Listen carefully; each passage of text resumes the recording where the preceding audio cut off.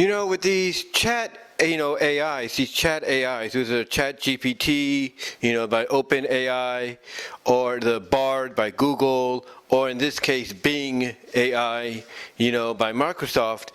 The one interesting thing about them is when you ask a question, they will try to give you a precise answer, or at least a more balanced or creative answer.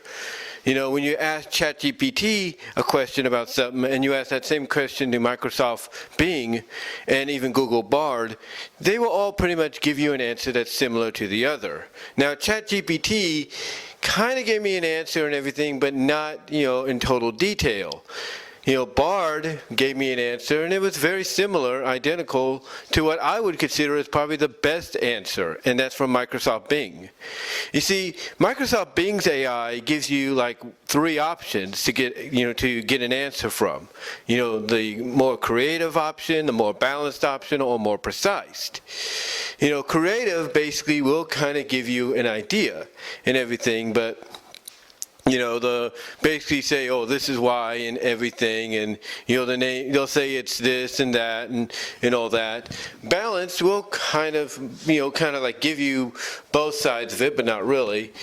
But then precise basically will give you exactly what you want, because they're doing exactly what they say it's advertised to do. It's being very detailed in the answers it's giving you. And when it comes to what I consider the counting to 3, that's what it's called, the counting to 3 gag or trope in animation, classic animation.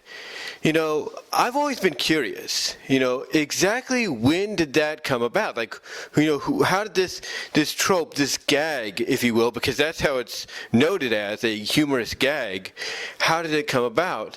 And apparently it came about because according to Microsoft Bing, that is, and the more precise option, this is what they said. This is how the counting to 3 gesture or gag for cartoons like Popeye, Looney Tunes, Disney, you name it, how it came about.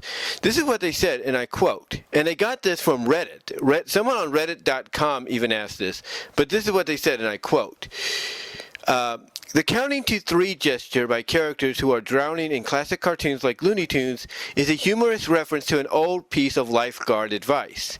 The advice suggested that if a lifeguard sees someone drowning, they might not actually be drowning, so the lifeguard should wait for the person to bob up and sink 3 times before attempting a rescue.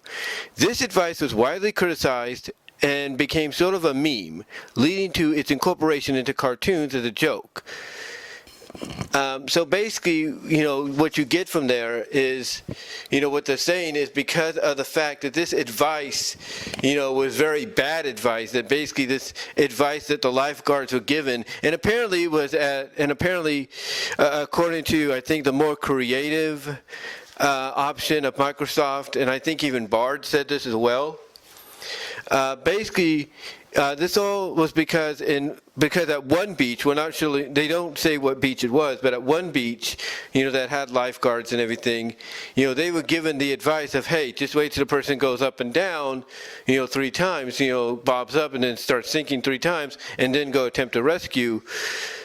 That didn't make them look well. That didn't make them look good, because that's bad advice. It's like, you think, because in real life you're going like, wait a minute. So, because you hear this, you hear that this is the advice they got, and you're like, wait a minute. So you're saying that these lifeguards have to wait till someone's practically just about dead before they go into the water and get them? That's stupid. That makes them look like a joke. And to me, that's exactly why the advice was criticized, why it was panned and everything, because it was bad advice.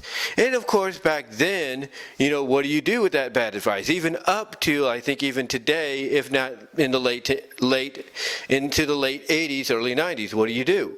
What do you do with that advice? Well, if you're cartoons like, Warner Brothers, Looney Tunes, or Disney, or, whoever, Popeye, if you will, what do you do with that advice? I tell you what you do. You use it for humorous reasons. And to me, one of the best examples, and I uploaded a clip of it in 8K, I converted it to 8K recently, was from Beach Peach, which, by the way, Warner Brothers does own the rights to, distributing rights to, because, this one little clip got copyrighted. But anyway, in this cartoon, it's, basically it's one of the rare cartoons where Olive doesn't know how to swim that well. So what happens? She ends up in a situation where she almost drowns. And how did they show that she's about to drown? She basically calls out for help, and then as she goes under, next thing you know, you see her finger going up and going, 1, pull it back down, and then all of a sudden it goes up again, it goes 2, pull it back down, and then it goes up for 3, and about to go down before the lifeguard rescues her. So that's a prime example right there. Basically, that's a prime example right there of what they're talking about the about this, bad advice, that the lifeguards were given back then, as being turned into a meme, into a joke, if you will, courtesy of cartoons. I mean, even the earliest cartoons. There was this one cartoon where you had this crow-like character, and I guess it was set in Hawaii or something, or it was called Aloha. It was called Aloha Hui. That's what it's called Aloha Hui. And the guy that basically is like, essentially a characterization of Goofy, basically, but he's a crow, he's a bird. He does it. He does the gag, but when he gets to 3, he basically he basically gestures, them over to where he's at points, and then waves bye-bye as he pulls his hand back down. Because literally he does the 1, pulls it down, 2, pulls it down, 3, and then when he gets to 3, he's like, hey, over here, look down here, bye-bye, and that's it. That's what they talk about, by, cartoons like, the Looney Tunes and Disney and all of them taking, advantage of this humiliation that these guys went through, and making it into a gag. Basically saying like, yeah, you see what these characters are going through? Yeah, they're getting rescued and all that, but guess what?